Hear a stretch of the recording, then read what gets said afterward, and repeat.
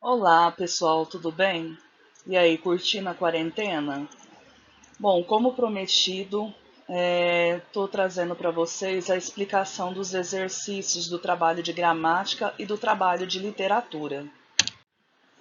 Então, vamos começar pelo exercício número 1. No exercício número 1, nós temos aí a tirinha do Agar, né? Lembre-se, um viking luta, mas luta limpo. E no segundo quadrinho, certo, mas eu já tomei banho este ano. Aí vem a questão A. O que o leitor pode supor sobre os vikings com base no primeiro quadrinho e em seus conhecimentos prévios? Esses seus conhecimentos prévios vêm a ser o quê? Vem a ser o que você sabe sobre a cultura viking, né? Povo guerreiro dos países nórdicos, né? Na letra B, nessa interpretação, que elemento da fala de Helga é modificado pela palavra limpo? A que classe a palavra limpo pertence nesse caso? Primeira pergunta lá. Qual é a palavra modificada pela palavra limpo? Qual palavra está antes?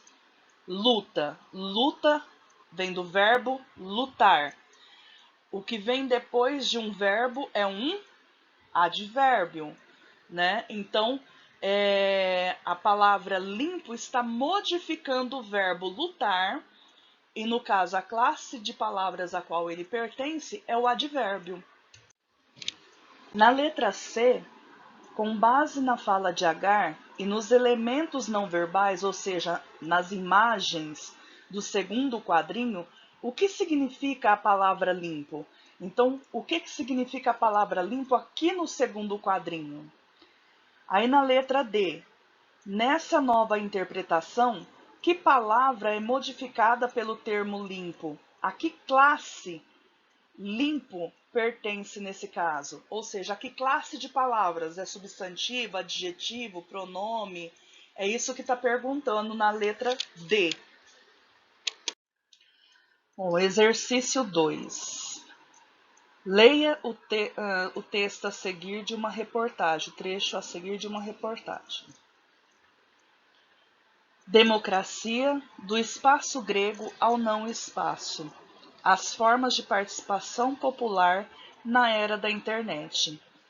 As inovações tecnológicas do computador e da internet também trouxeram mudanças para a ideia de democracia. Hoje, pesquisadores da ciência política já falam da democracia eletrônica, com a possibilidade de permitir participação das pessoas comuns na tomada de decisões importantes como nunca se viu antes.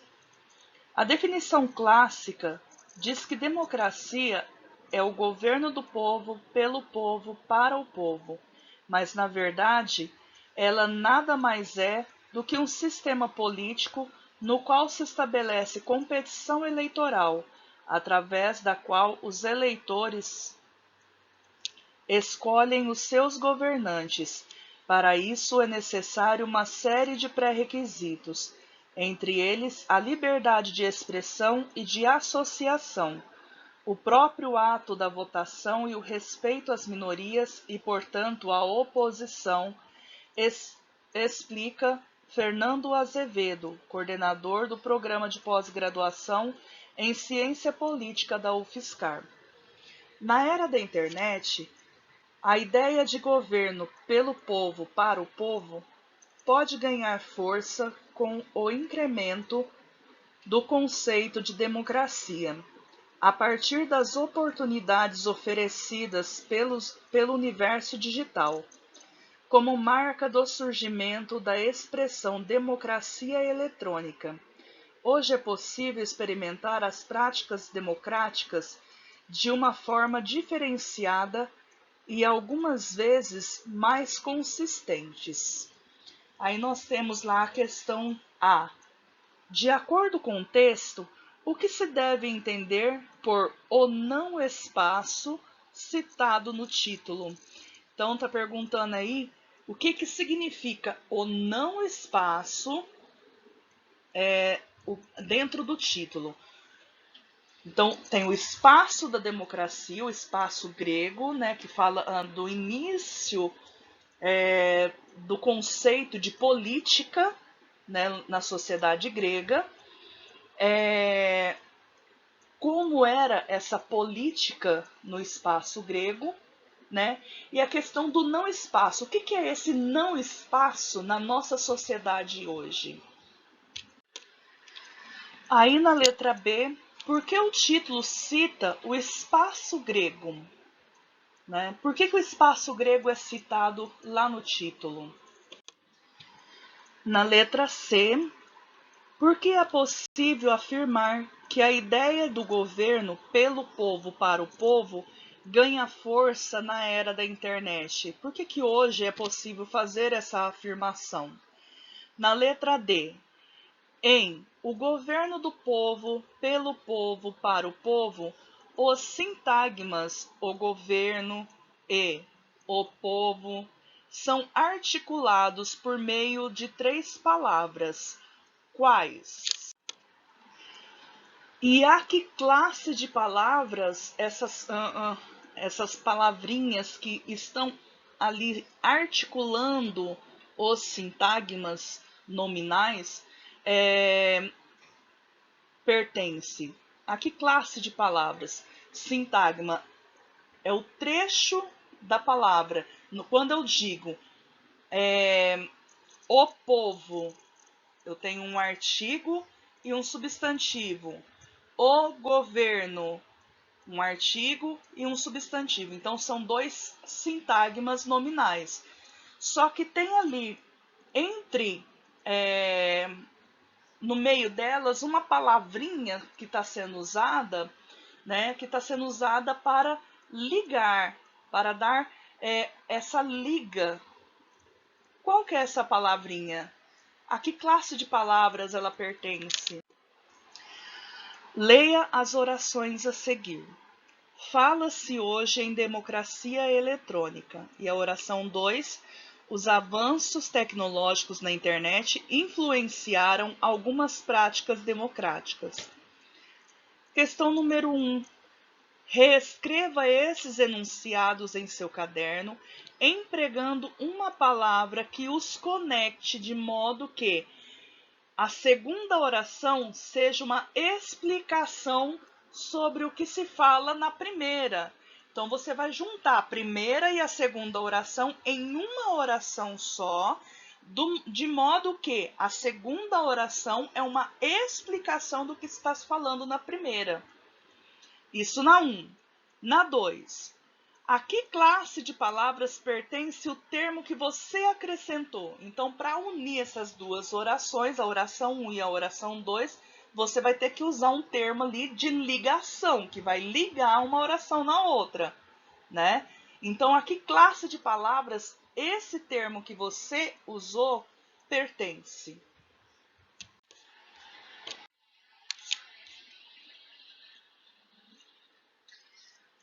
Aí nós vamos para a usina literária, né?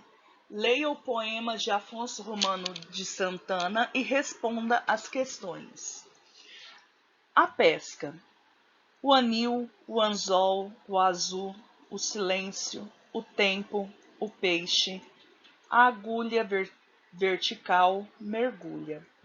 A água, a linha, a espuma, o tempo, o peixe, o silêncio. A garganta, a âncora, o peixe, a boca, o arranco, o rasgão. Aberta a água, aberta a chaga, aberto o anzol.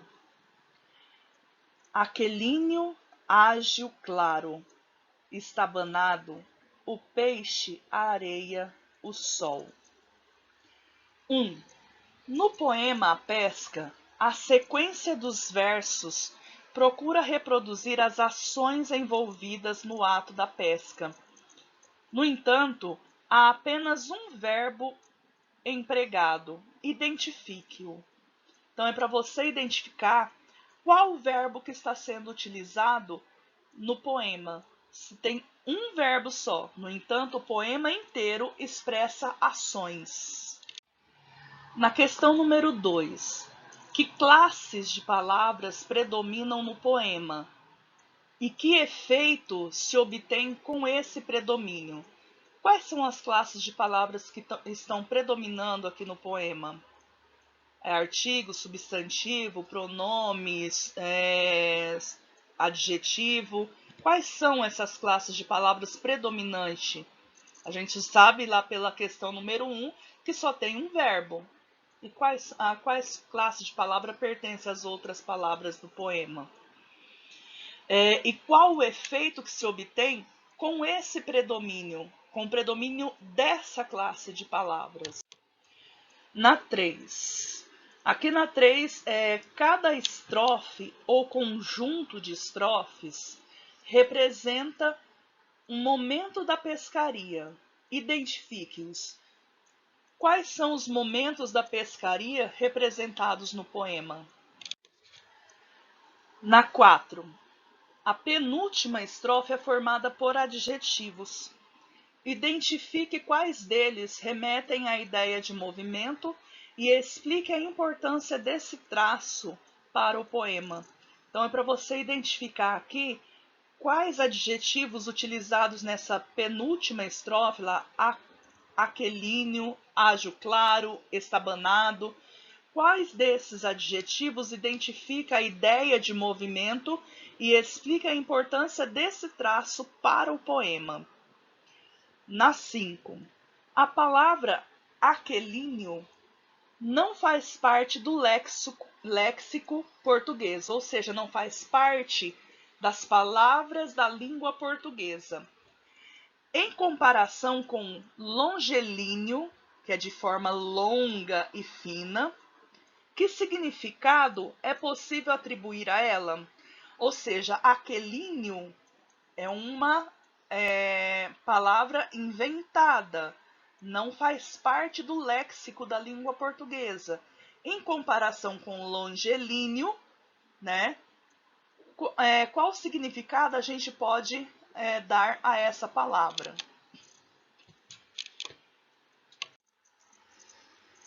Na questão número 6, âncora é uma peça de ferro ligada a uma corrente que permite fixar uma embarcação. No poema, ela representa metaforicamente que objeto? Em que tipo de semelhança se apoia essa metáfora? Lembra que a metáfora é uma espécie de comparação sem o elemento comparativo como, tá? Então, em que tipo de semelhança essa metáfora criada com a palavra âncora se apoia? E qual é essa metáfora? Na letra B, que ampliação de sentido a metáfora confere a esse objeto no poema, né? Quando a gente utiliza uma metáfora, a gente amplia o sentido da palavra. Qual é essa ampliação de sentido produzido no poema?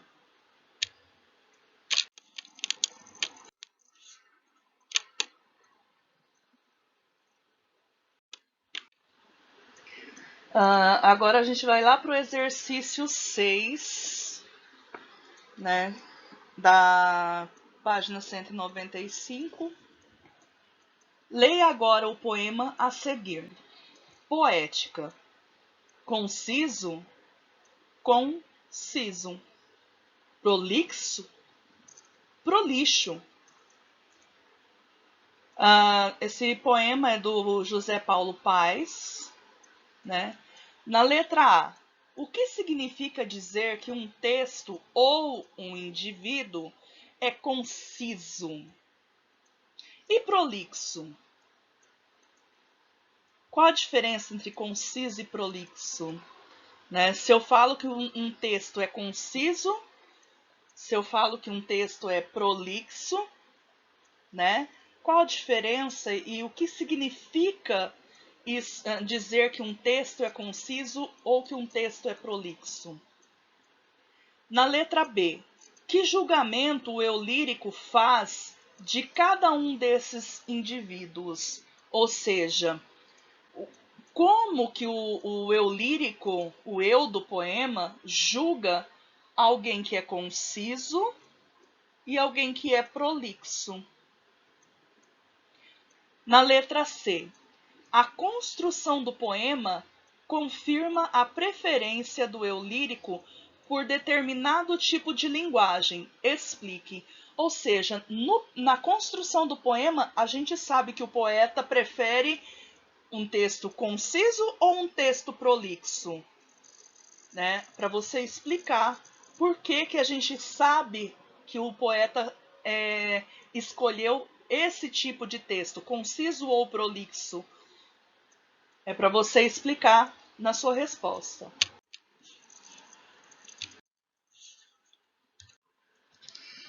Examine o cartoon abaixo, exercício 7. Pergunte ao Ernie: Senhor Ernie, o que é liberdade condicional? Gramaticalmente falando, é um período no fim de uma sentença. Letra A. Liberdade condicional é a liberdade provisória obtida por um detento, antes do fim de sua pena, por bom comportamento. A que contexto se relaciona essa expressão? Qual o contexto de produção em que a gente usa esse tipo de linguajar, esse tipo de fala? Na letra B, que elementos da explicação de Ernie permitem que ele introduza sua resposta com a expressão gramaticalmente falando? O que está ali na fala do Ernie, né, que permite que ele inicie a fala dele com a expressão gramaticalmente falando? Tem alguma palavra que ele utiliza ali que faz parte do universo da gramática? Na C, de que modo a explicação de Ernie se relaciona com a definição de liberdade condicional? Qual a relação entre a definição que ele dá e o que realmente é liberdade condicional? Na D, caso a expressão gramaticalmente falando fosse suprimida, ou seja, fosse retirada da resposta de Ernie, a explicação dada seria considerada clara o suficiente, tendo em vista a pergunta feita? Qual seria o efeito dessa supressão na tira? Se o Ernie tivesse respondido apenas, a pergunta é: o que é liberdade condicional? Se ele tivesse respondido apenas: é um período no fim de uma sentença, teria clareza na resposta do Ernie?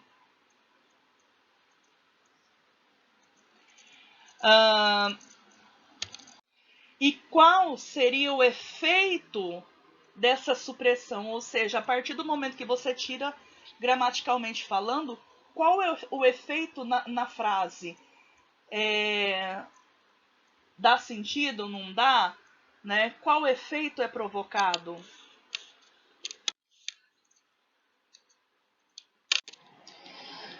Bom, agora a gente passa aqui para homonímia. Homonímia é um tipo de relação lexical, ou seja, da relação entre as palavras pela via do significante. Aí a gente retoma um pouquinho lá do primeiro ano do ensino médio o conceito de signo linguístico. Signo linguístico é a união de um significado com um significante. Significado é aquilo que a palavra significa. É aquilo que eu pego lá no dicionário e vejo o significado dela. Significado é a palavra escrita, tá? Significante é a imagem acústica. É aquilo que produzido na nossa mente no momento em que a gente pronuncia uma palavra. Significante é o som dessa palavra sendo produzido. Quando eu falo a palavra árvore, né, uma imagem de uma árvore é produzida na minha mente. Isso é chamado de imagem acústica.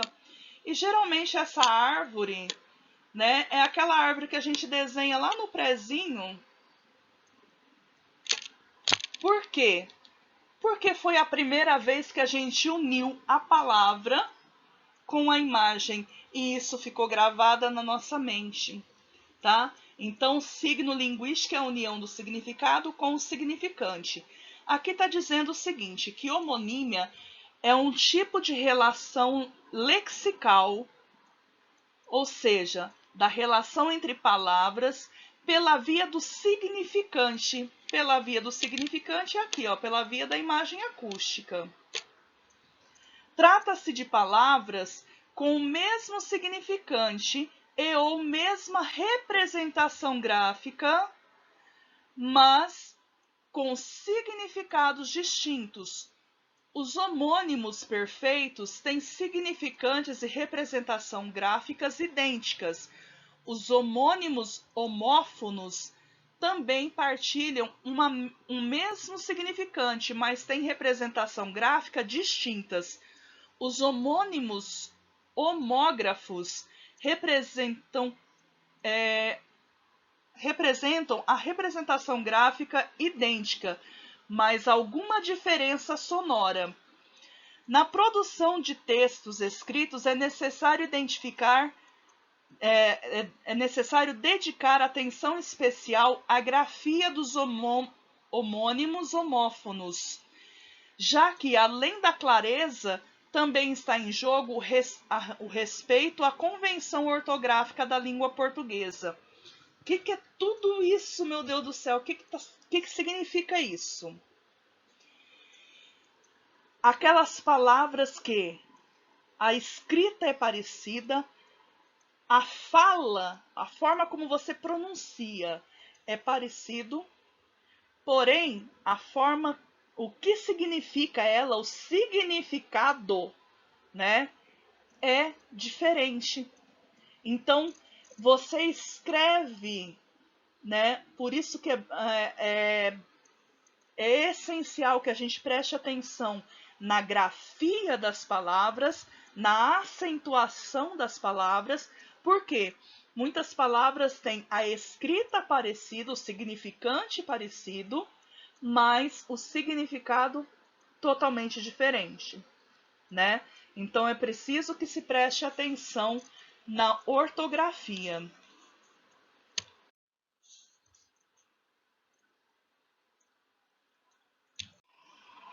Aí nós temos aqui o exercício 1.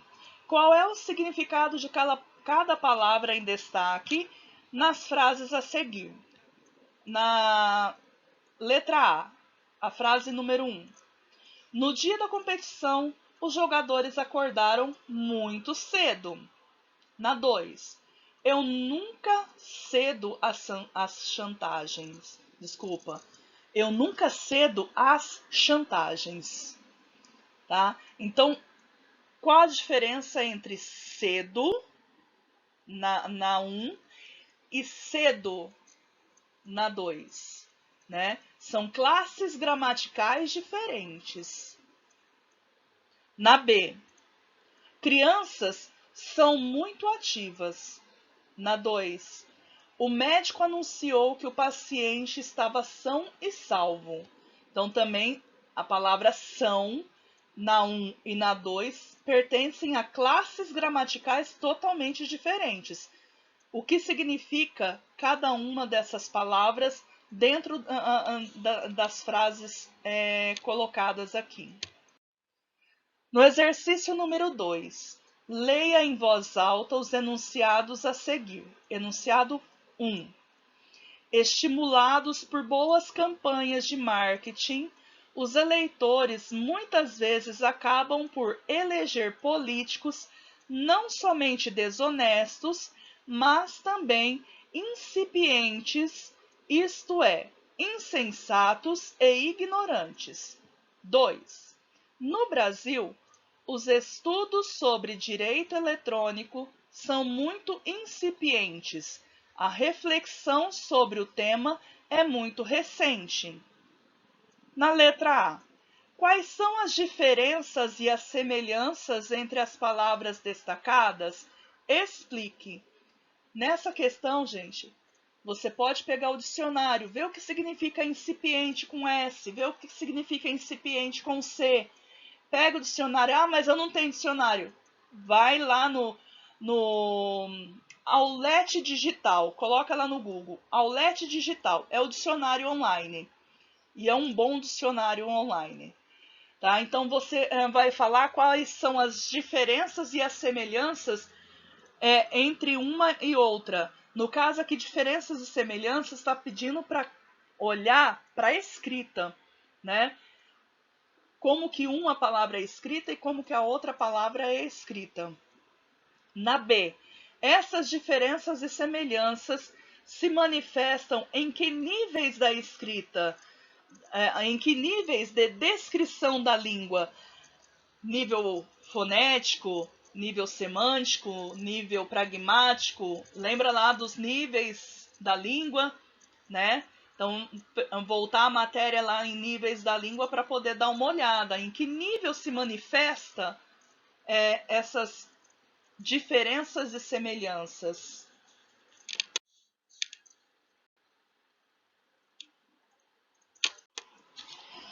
Bom, a 3 é simples, né? Copia as frases a seguir no caderno, completando-as com uma das palavras indicadas. Então, aqui na letra A tem 3 palavras: seção com 2 S, seção com C cedilha, seção com C e 2 S. Quando que você usa cada uma dessas palavras? Você vai olhar, ver o significado de cada uma e vai completar as frases e fazer no seu caderno. Na questão número 4, nós temos 3 trechos de notícias. Vou ler, 4 trechos de notícias. Dados do censo de 2010 indicam que existe 45 milhões de brasileiros com algum tipo de deficiência. Desse total, o censo aponta que apenas 14% com mais de 15 anos conseguiram terminar o ensino fundamental. Apenas 7% conseguem terminar algum curso de nível superior. É da Folha do Pernambuco, de 6 de dezembro de 2012. O segundo trecho é: aqui, como sempre, valem as duas premissas, que eu vivo a repetir: bom senso e moderação. Não é justo abdicar do prazer de degustar de vez em quando um pudim, uma rapadura, um doce regional, um bolo de rolo ou um chocolate. Mas vale também como regra de estilo de vida saudável aderir a uma atividade física regular, a um plano alimentar baseado em escolhas saudáveis, ao lazer, ao sono reparador e ao gerenciamento do estresse cotidiano. Então tá lá na Folha do Pernambuco também, do dia 23 de novembro de 2012. O terceiro trecho: desde que com assistência de um adulto, cozinhar também pode e deve, acreditam os especialistas, ser uma atividade de criança. É hora de puxar o banquinho para alcançar o fogão, acender a chama e descobrir de que forma a culinária interfere positivamente no desenvolvimento dos guris. Folha do Pernambuco, 5 de outubro de 2012.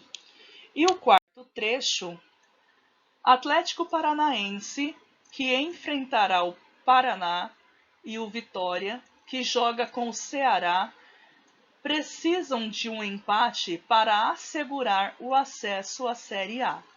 O São Caetano também tem chance de ascender, mas depende de outros resultados. Folha do Pernambuco, 24 de novembro de 2012.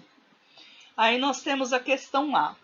Identifique nos trechos 2 pares de palavras homônimas homófonas.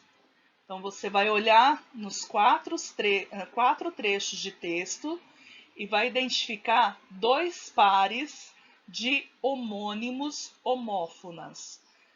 Na letra B, qual é o significado dessas palavras no contexto em que são usadas? Então, você identificou as 2 palavras homônimas homófonas nos trechos do texto.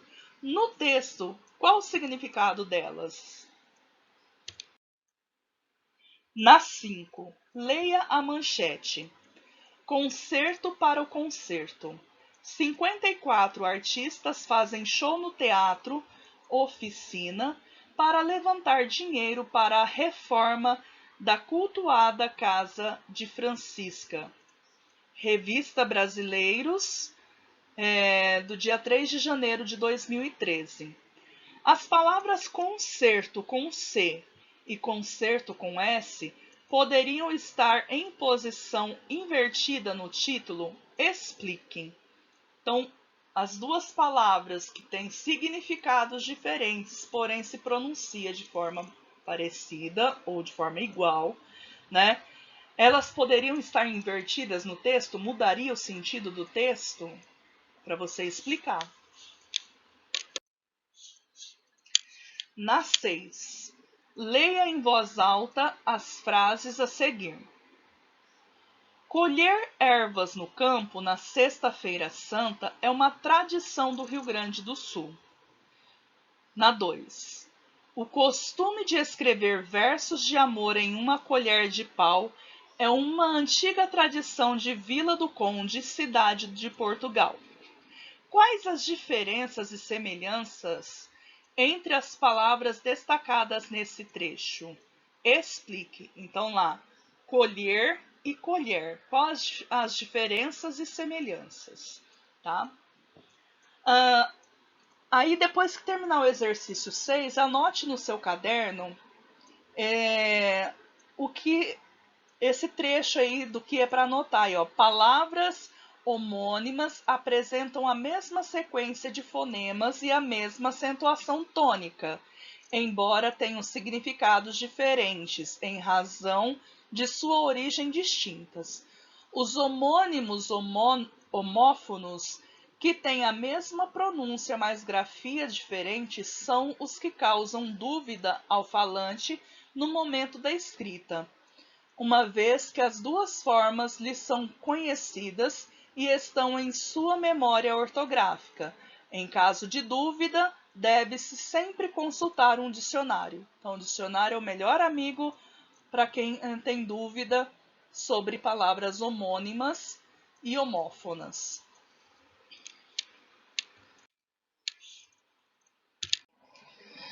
Bom, agora explicar aqui rapidinho como que é para fazer o resumo de literatura, do trabalho de literatura. Então tem lá o primeiro texto, o romantismo, a expressão da interioridade. O que você vai resumir? Você vai resumir apenas os textos, tá? Você não vai resumir texto literário, tá? Esse texto aqui tem pergunta para você responder. Não é para fazer, tá? Você vai fazer apenas aqui no início. Aí você vai vir para o contexto de produção, o contexto histórico, o contexto cultural, o contexto literário, o sistema literário do romantismo, o papel da tradição no romantismo, tá? Então você vai resumir essas coisas, você não vai mexer com o texto literário, porque no texto literário tem sempre as questões para você fazer de interpretação do texto, e não é para você fazer essas questões de interpretação do texto no resumo. Aí vai para romantismo em Portugal.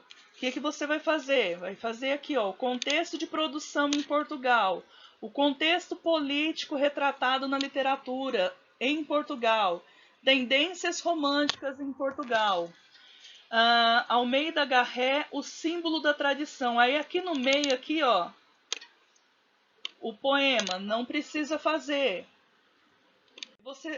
Você já passa aqui para Alexandre Herculano, a tradição das narrativas históricas, né? Aí aqui embaixo também tem um texto, também não é para fazer o texto, tá? Não precisa resumir o texto do Alexandre Herculano, que tá apenas para a gente conhecer o texto, tá? Camilo Castelo Branco, ao gosto da burguesia, um romântico que destoa, né? Então, quem foi Camilo Castelo Branco? Quem foi Alexandre Herculano? Você vai estar respondendo a essas perguntas no seu resumo.